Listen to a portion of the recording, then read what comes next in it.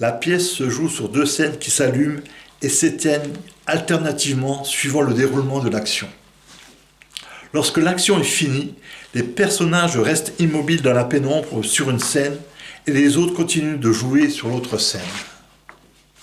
Dès leur entrée dans la salle, les spectateurs sont plongés dans le brouillard. Philibert entre sur la scène 1 et parle dans un porte-voix. De quoi pouvons-nous être sûrs en cet endroit, en cette époque ? Les singes vont bientôt annoncer l'abolition du temps et de l'espace. Il y aura toujours quelque chose. Pour l'instant, il y a cet endroit, ce brouillard, cette place. Les sphères brillantes des lampadaires font penser au salut des âmes. Un projecteur s'allume, on découvre un homme vêtu comme le Christ sur la croix. Philibert sort de la scène 1 et va se placer sur la scène 2.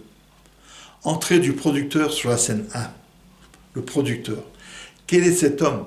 Un fou sans aucun doute. Quasi nu en plein brouillard, insensible au froid, les yeux rivés sur cette brume qui s'élèvera comme un striptease de la matière. Ses yeux semblent vouloir trouver l'infini pour découvrir l'origine des choses.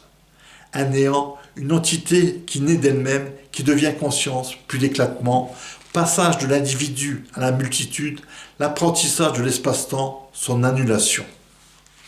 Ce brouillard semble si dense qu'on ne peut imaginer qu'il fasse beau en un quelconque endroit de la planète. Un brouillard qui semble là juste pour dissimuler cet homme de nulle part, ou plutôt comme si lui-même l'avait créé au centre de cette place pour ne pas se faire remarquer et l'étendre dans les rues de la ville endormie, et lécher les maisons et les manger comme ce théâtre. Le producteur indique la scène 2 qui s'allume, la scène 1 s'éteint. Sur la scène 2, Constance et Anselme en pyjama sont allongés sur un lit. Ils dorment. Constance se réveille en premier. Constance. Mais qu'est-ce que c'est ? Elle se lève, tâte la paroi qui entoure le lit. Constance. C'est un cauchemar. Elle réveille Anselme qui ouvre les yeux, il découvre l'endroit, regarde Constance et se met à rire.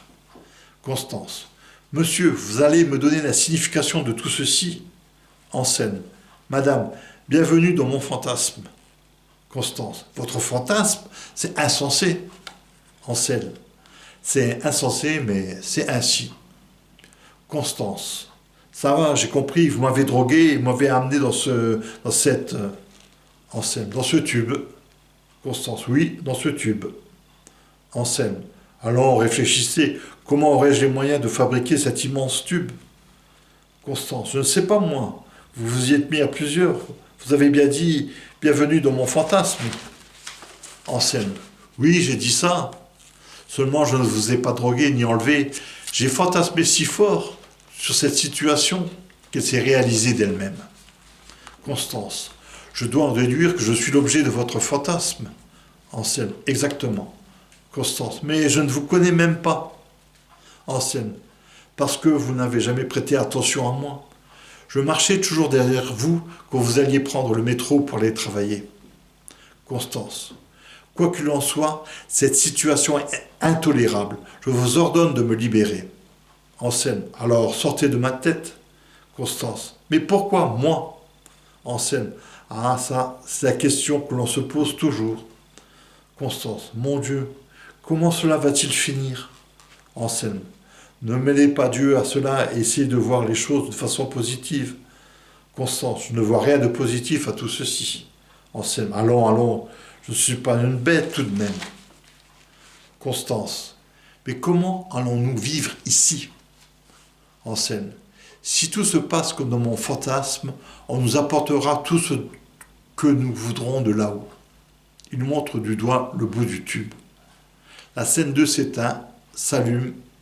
Constance, Anselme et Philibert rejoignent la scène 1 qui s'allume.